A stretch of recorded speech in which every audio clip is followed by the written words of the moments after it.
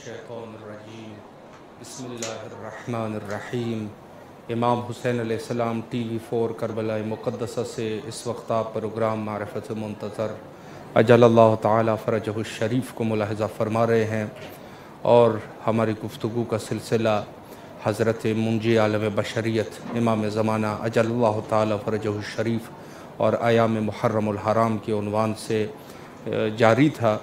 اور جیسے آپ کے علم میں ہے کہ مومنین فرش اعضاء پر موجود ہے، اور انہوں نے فرش اعضاء کا انعقاد کر لیا ہے، تیاریاں ہو چکی ہے، ذاکرین اعظام علماء کرام پڑھ رہے ہیں اور مومنین استفادہ کر رہے ہیں۔ یقیناً انہی محرم میں جو مذہب شیعہ کی ایک خاص روش رہی ہے وہ یہ ہے کہ خود شعائر حسینیہ کو فروغ دینا۔ شعائر حسینیہ کے لیے جتنی بھی کوشش کی جائے یقیناً وہ کم ہے، چونکہ یہی اصل اعضاء ہے، اعضاء امام حسین علیہ السلام۔ اور کل کربلا مقدسہ میں بھی شبیہ کی شکل میں حضرت حبیب ابن مظاہر اور دیگر جو سید شہداء علیہ السلام کے یاران باوفا تھے ان کی شبیہ کربلا میں وارد ہوئی، چونکہ یقیناً یہ اسی یاد میں یہ شبیہ بنائی جاتی ہے کہ جب 2 محرم کو حضرت سید شہداء علیہ السلام کربلا پر پہنچے اور وہاں انہوں نے سوال کیا کہ یہ سرزمین کون سی سرزمین ہے، تو وہاں جو جواب ملا یقیناً بعض نے کہا کہ یہ شط الفرات ہے، بعض نے کہا کہ یہ غازریہ ہے، بعض نے کہا کہ یہ کرب و بلا ہے۔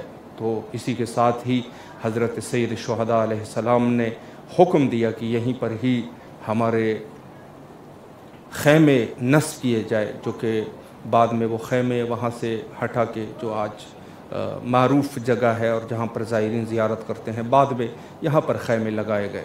تو یہ اسی یاد میں جس طریقے سے یاران باوفا حضرت امام حسین علیہ السلام کی شبیہ بنائی جاتی ہے، یعنی یہ گویا کہ ایک شعائر ہے، شعائر امام حسین علیہ السلام ہے، اور اس یاد میں ہے کہ جو کربلا میں 1400 سال پہلے تقریباً جو واقعات گزرے ہیں اور عاشورہ کو سید شہداء کی شہادت ہوئی ہے، تو اس میں جو بھی شبیہات ہے عراق اور اہل عراق ان کی آج بھی شبیہ بناتے ہیں، اور اس کے ساتھ لوگ جو ہے وہ غمزدہ ہوتے ہیں، بالکل اسی طریقے سے جیسے پرانے زمانے کے لباس پہننا اور گھوڑ سواری کرنا اور دوسری چیزیں، جس سے اس دن کی یاد تازہ ہوتی ہے، اسی چیز کو کہتے ہیں شعائر۔ اور شعائر کا معنی کیا ہے کہ جس سے یاد امام حسین علیہ السلام تازہ ہو جائے، لوگ جو ہے کربلا کی طرف راغب ہو جائے، لوگ جو ہے سید شہداء کی طرف راغب ہو جائے، اسی کو کہتے ہیں شعائر حسینیہ۔ یقیناً اہل عراق کی بھی یہی روش ہے، اور ایران میں بھی اسی طریقے سے شبیہات بنائے جاتے ہیں، اور ہمارے پاک و ہند میں جو شبیہات کا طریقہ ہے یقیناً علم حضرت باب الحوائج حضرت عباس علیہ السلام کا علم جو کہ مشہور و معروف ہے وہاں پر، اور حتیٰ کہ یہ علم پورے سال و سال جو ہے یہ علم گھروں کے اوپر نصب ہوتا ہے، جس سے غازی کی یاد جو ہے وہ تازہ رہتی ہے، اور بڑے برکات ہیں ان کے۔ اور اس کے علاوہ تابوت حضرت سید شہداء علیہ السلام، اور بعض ہندوستان کے مثلاً بڑے امام بارگاہ جہاں پر 72 تابوت بنائے جاتے ہیں لکھنؤ میں، اور اس کے علاوہ دیگر جو ہندوستان کے مناطق ہے بڑی خوبصورت طریقے سے یہ تابوت جو ہے وہ برآمد کرتے ہیں، اور لوگ اس قدر گریہ کرتے ہیں کہ جس طریقے سے خود سید شہداء علیہ السلام کی اصلی تابوت ہو، یہ اسی کو شعائر کہتے ہیں کہ لوگ جو ہے ان کا دل راغب ہو جائے سید شہداء علیہ السلام کی طرف۔ اور ہم نے دیکھا ہے کہ جس طریقے سے جب یہ تابوت برآمد ہوتے ہیں تو اس طریقے سے لوگ گریہ کرتے ہیں جیسے یہ سید شہداء علیہ السلام کی اصل تابوت ہو، اصل تابوت کی طرح لوگ گریہ کرتے ہیں، اسی کو شعائر کہتے ہیں۔ اور یہ چیز ذہن میں رکھیے کہ جو دل امام حسین علیہ السلام کی طرف راغب ہوتا ہے در حقیقت وہ دل خدا کی طرف راغب ہوتا ہے، خدائی ہو جاتا ہے وہ دل میں اللہ بس جاتا ہے۔ جو دل سید شہداء علیہ السلام کی طرف نزدیک ہو جائے، قرب سید شہداء جس کو حاصل ہو جائے اس کو قربت الہی حاصل ہوتی ہے۔ تو یہ وہ تابوت اور علم ذوالجناح یہ سب کے سب شاعر حسینی ہے۔ روز بروز اس میں ہمیں کوشش کرنی چاہیے کہ ان شاعر کو بڑھائیں۔ یہاں پر لیتے ہیں ایک چھوٹا سا بریک اور انشاءاللہ اسی موضوع پر آج گفتگو کریں گے۔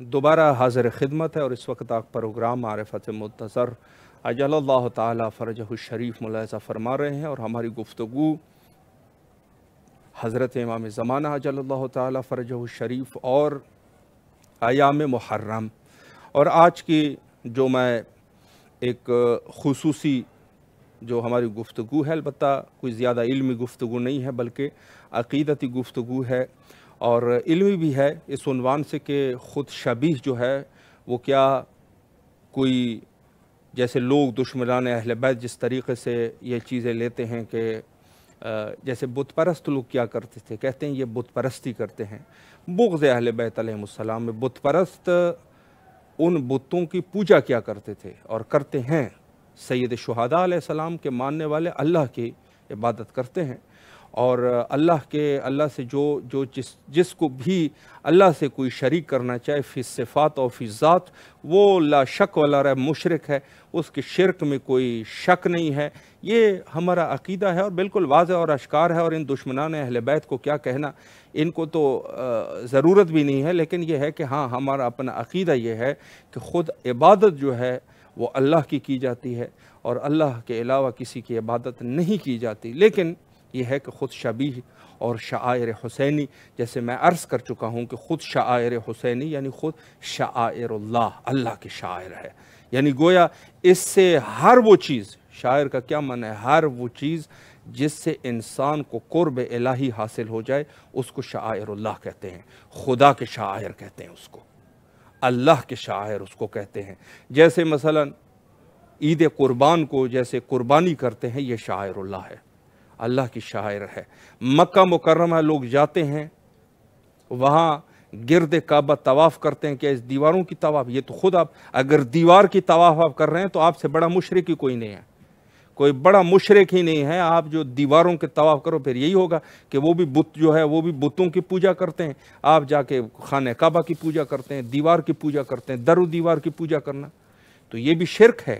لیکن اگر کسی کے دل میں یہ ہے کہ میں اس کعبہ کے در و دیوار کو سجدہ کر رہا ہوں، اس کے شرک میں کوئی شک نہیں ہے، مطلقاً وہ مشرک ہے۔ جا کے آپ دیکھ لیجئے گا، اپنے خود اہل تسنن کی کتابوں میں بھی دیکھ لیں، اگر کوئی شخص غیر اللہ، کوئی بھی غیر اللہ چیز ہے اس کی عبادت کر رہا ہے، اس کے شرک میں کوئی شک نہیں ہے۔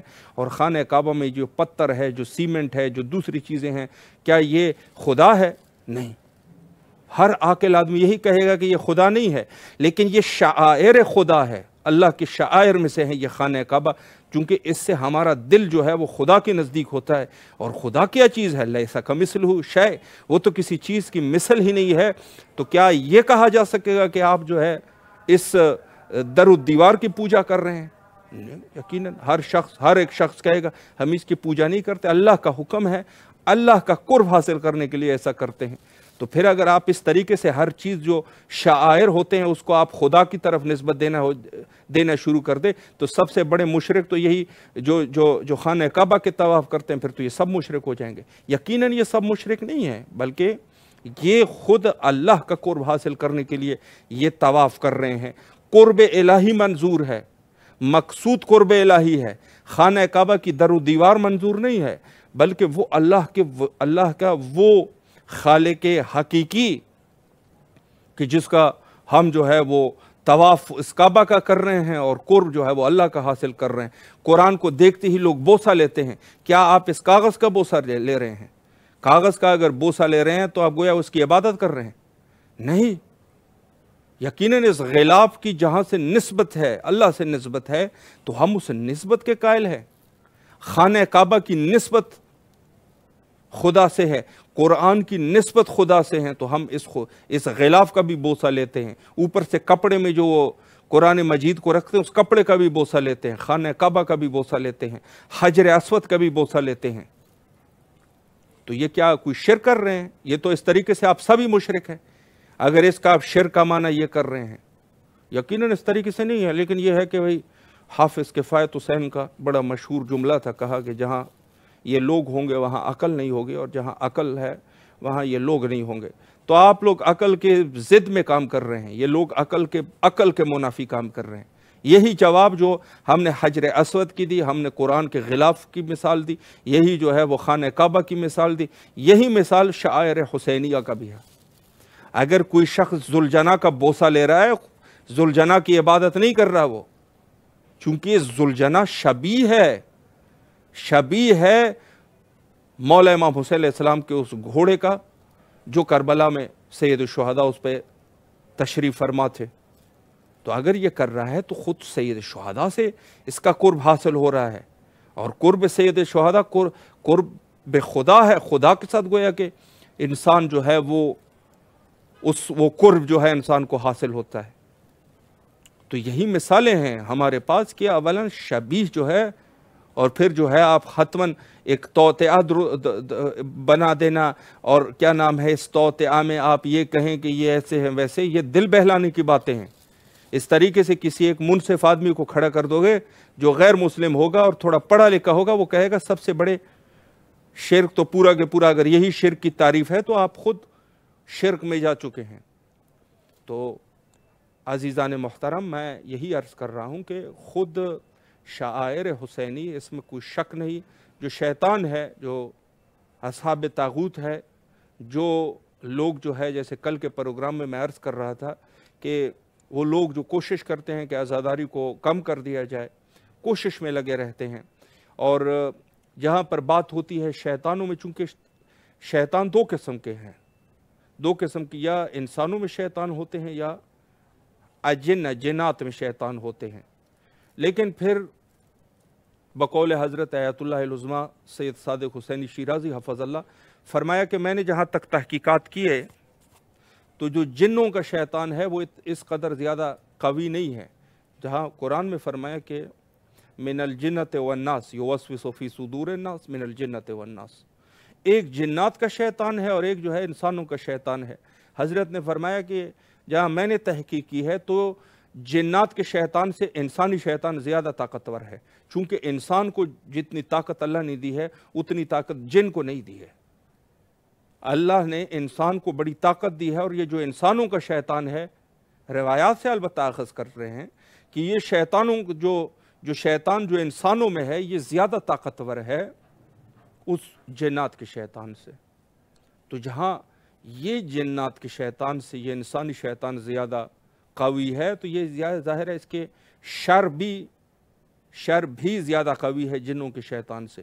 تو یہ شیطان جو ہے جو لوگوں کے دلوں میں وسوسے ڈالتے ہیں، کہتے ہیں اعضاء میں یہ کام نہیں کرنا چاہیے، اعضاء میں وہ کام نہیں کرنا چاہیے، اور بعض شیطان تو اس قدر ہوتے ہیں وہ کہتے ہیں یہ ائمہ اطہار علیہ السلام کے دور میں یہ چیزیں نہیں تھی۔ یہ بڑا عجیب سا ہے، اور سادہ لوح مومنین اس میں گمراہ ہو جاتے ہیں۔ اگر کوئی شخص ہے ایسا کہیں کہ مثلا یہ جو ہے یہ چیزیں جو ہے مثلا زنجیر زنی یہ نہ کیا کریں، یہ زمانے رسول اللہ میں نہیں تھی، زمانے ائمہ اطہار علیہ السلام میں نہیں تھی، تو ان سے آپ یہ پوچھیں کہ آپ بھی تو سینے پر ہاتھ مارتے ہیں، بہر نکلتے ہیں، جلوس کرتے ہیں، ہیئت میں جاتے ہیں، وہاں پہ جا کے بہر جلوس کرتے ہیں، تو کیا یہ رسول اللہ اور ائمہ اطہار علیہ السلام کے دور میں تھے؟ ائمہ کے دور میں یعنی بعد از شہادت امام حسین علیہ السلام کیا یہ چیزیں تھی؟ امام سجاد علیہ السلام نے اس طریقے سے عزاداری کی تھی؟ کیا امام صادق علیہ السلام نے اسی طریقے سے عزاداری کی تھی؟ کیا امام رضا علیہ السلام نے اسی طریقے سے عزاداری کی تھی؟ یقیناً نہیں کی تھی، یہ چیزیں نہیں تھی، اس دور میں بھی نہیں تھی۔ صحیح، جس طریقے سے آج یہ ہیئت کی شکل میں یا ماتمی دستے کے شکل میں جیسے ماتمی دستہ بناتے ہیں، بہر نکلتے ہیں، کیا یہ سب چیزیں تھی؟ نہیں تھی، بہت ساری چیزیں نہیں تھی، لیکن یہ معنی ہی شاعر حسینی کا نہیں ہے کہ اس دور میں نہیں تھی تو آج بھی وہ نہیں ہونی چاہیے۔ آج کے دور میں بھی وہ چیزیں جو رسول اللہ کے دور میں تھی، رسول اللہ کے دور میں تو بہت ساری چیزیں نہیں تھی۔ آج آپ جا کے بہترین جا کے مائک پر گفتگو کر رہے ہیں آپ جا کے مائک پر گفتگو کر رہے ہیں، ممبر آپ نے بنایا ہوا ہے اور بڑے قالینیں بچائی ہوئی ہے، لوگ مولوی صاحب کو سننے کے لیے بیٹھے ہیں۔ یہ سب رسول اللہ کے دور میں یہ سب چیزیں نہیں تھی، تو کیا کرو گے پھر؟ جو بھی رسول اللہ کے دور میں جو چیزیں نہیں تھی وہ آج بھی نہیں ہونی چاہیے۔ یہ وہ انسانی شیطان کا یہ ایک ہتھ کنڈا ہے، ایک طریقے سے لوگوں کو گمراہ کرنے کی ایک چال ہے، بڑے آرام سے جو ہے لوگوں کو گمراہی کے لیے اس قسم کی دلائل پیش کر۔ سادہ لوگ مومنین بھی سوچ لیتے ہیں بھئی یہ چیزیں تو واقع نہیں تھی، ہمیں تو اس طرح عزاداری کرنی چاہیے جیسے خود ائمہ اطہار علیہ السلام نے کی۔ بھئی شعائر کا معنی ہی یہ نہیں ہے، شعائر کا معنی یہ ہے کہ ہر وہ چیز، بس ہر وہ چیز صرف حرام کے علاوہ جو شرعی طور پہ حرام ہے ان کو ہٹ کے، ہر وہ چیز جس سے انسان کا دل قرب امام حسین علیہ السلام، امام حسین علیہ السلام کے نزدیک جاتا ہے، قرب حاصل ہوتی ہے، وہ شعائر ہے۔ شعائر کا معنی یہ ہے، شعائر کا یہ معنی ہی نہیں ہے کہ ہم ان کی سنت پہ جس طریقے سے وہ کرتے ہیں، کیا یہ بہت ساری چیزیں ہیں۔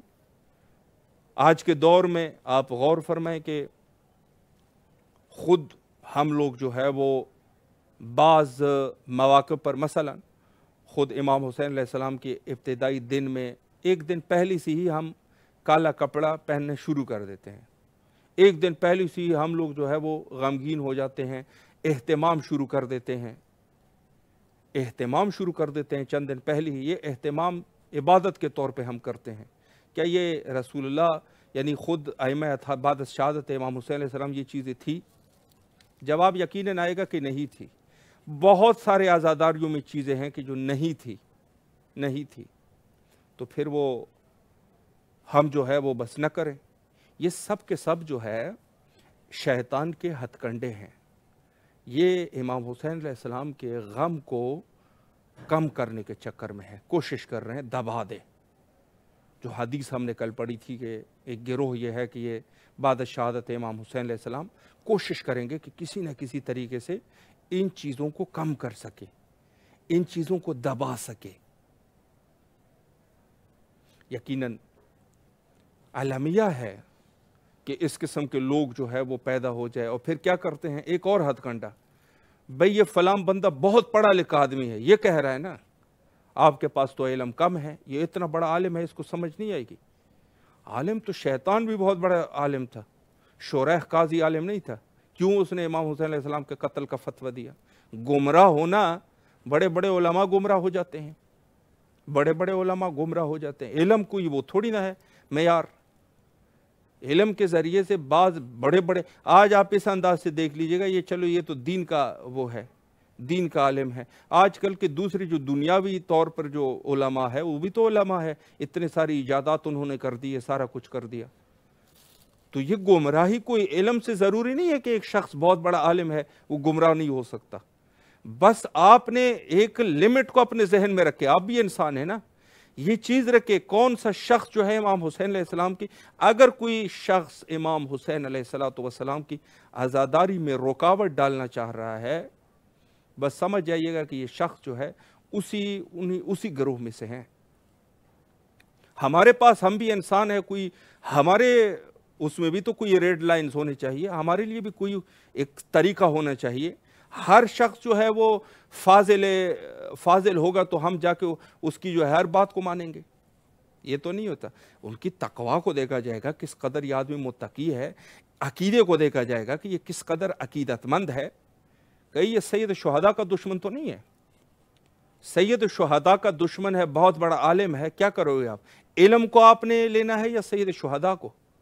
علم کو، علماء کی عزت اہل بیت کی وجہ سے ہے، اہل بیت کا ہی دشمن ہے تو پھر علم کی تو کوئی قدر ہی نہیں ہے۔ ہمارے مخالفین میں کتنے بڑے بڑے علماء گزرے ہیں، کتنے بڑے بڑے علماء گزرے ہیں، آپ اندازہ نہیں لگا سکتے۔ میں آپ کو چند ایک ابھی نام میں نہیں لینا چاہوں گا، اچھی بات نہیں ہے، لیکن مخالفین گروہ میں ایسے علماء گزرے ہیں جنہوں نے ہر موضوع پر کتاب لکھی ہے، ہر موضوع پر، علم منطق میں، علم کلام میں، علم اصول میں، صرف اور نحو میں، اور بلاغت میں، تفسیر میں، حدیث میں، علم رجال میں، سب کے سب ان میں انہوں نے کتابیں لکھی ہے، اور مفید کتابیں ہیں، مفید کتابیں ہیں. آج بھی ادبیات عرب اور بلاغت میں ہم جا کے اہل تسنن کے علماء کی طرف رجوع کرتے ہیں.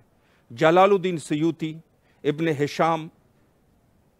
ابن ہشام انصاری المصری، جا کے دوسرے علماء، ان کی طرف ہم رجوع کر کے علوم العربیہ میں تسلط حاصل کرنے کی کوشش کرتے ہیں. وہاں کے ادبیات پڑھتے ہیں. ہمارے علماء میں سے تو چند ایک ہے جنہوں نے اس پر کام کیے ہیں کام، لیکن جتنا کام ان کا ہے اتنا ہمارا ہے کم ہے. یقیناً ہر عالم کہے گا کہ کم. عرض کروں آپ کی خدمت میں کہ اس طریقے سے تو اگر بات صرف علم کی ہے تو وہ تو ہمارے مخالفین بہت بڑے بڑے علماء گزرے ہیں. تو کیا کرو گے آپ؟ علم کو آپ نے لینا ہے یا سید شہداء کو؟ علم کی عزت ہے سید شہداء کی وجہ سے، اہل بیت کی وجہ سے. اہل بیت کا عالم ہونا چاہیے. کہ ایسا تو نہیں ہے کہ یہ شخص جو ہے وہ ہے کسی اور فرقے کا عالم اور ہمارے اندر گھس گیا ہے. یہ خود جو ہے ہمارے لیے ایک فکر ہونی چاہیے، ہماری ایک ذہن ہونا چاہیے. ہم بھی انسان ہے، کچھ سوچنا چاہیے. عزت اہل بیت کی وجہ سے ہے. اہل بیت نہیں ہے، علم کی کوئی قدر نہیں ہے. یہ شخص کون ہے کون نہیں ہے، سید ہے غیر سید ہے، جو بھی ہے، کوئی لمٹ ہی نہیں، اس کی کوئی عزت ہی نہیں ہے، کوئی قدر و عزت ہی نہیں ہے. سید ہے، اپنے جد کا دشمن ہے. کیا کر سکتے ہیں؟ کیا دوسرے ہمارے مخالفین جو لوگ ہیں وہاں پر سادات نہیں ہیں؟ بہت زیادہ ہے تعداد. گمراہ یعنی وہ اپنے اس عقیدے میں جا چکے ہیں. کیا کہیں گے آپ؟ تو ہم لوگوں کے لیے معیار اہل بیت علیہم السلام ہونا چاہیے. علی مولا کی ولایت، اعزاء سید شہداء، اور اعزاء کو فروغ دینے والے علماء کی ضرورت ہے. اعزاء کو ہلکا کرنے والے عالم کی ضرورت نہیں ہے. یہ بہانہ ڈھونڈ کے کہ ہم یونیورسٹیاں بنائیں گے عزاداری کو کم کیا جائے، یہ سمجھ جانا یہ شخص جو ہے وہ مخلص نہیں ہے، منافق ہے. دشمن حضرت امام حسین علیہ السلام کی کوئی عزت نہیں ہے. کوئی بھی ہو، کوئی بھی شخص ہے. ضروری نہیں ہے، نام لینے کی بھی ضرورت نہیں ہے، فلان اور فلان اور فلان، نہیں، ضرورت ہی نہیں ہے. کوئی بھی ہو، اولین اور آخرین میں سے ہو. آج ہمارے اوپر ایک بلیم لگایا جاتا ہے کہ ہم صحابہ کو نہیں مانتے. تو ہم صحابہ کو اس وجہ سے نہیں، اہل بیت کے جو دشمن لوگ تھے جن کو آپ صحابی کہہ رہے ہیں، ہمارے لیے اس صحابی کی بھی لوٹ نہیں ہے. ہم اس کو بھی نہیں مانیں گے کہ جو اہل بیت، یعنی ہمارے پاس معیار جو ہے وہ اہل بیت ہے. اگر ہم پرانے والے ان لوگوں کو اہل بیت کی وجہ سے چھوڑ چکے ہیں جو رسول اللہ کے بزم میں بیٹھے تھے، تو آج کا یہ ملا تو ان کو چھوڑنا تو اس کا تو کوئی مشکل کام ہی نہیں ہے. تو ہمارے پاس اہل بیت معیار ہونا چاہیے. کوشش کرنی چاہیے کہ شعائر حسینیہ کو سال سے دوسرے سال اس کو ترقی دیں، اس کو آگے بڑھائیں، اور کوشش کریں کہ اپنے بچوں کو بھی اس چیز کی طرف ہم رغبت دلائیں.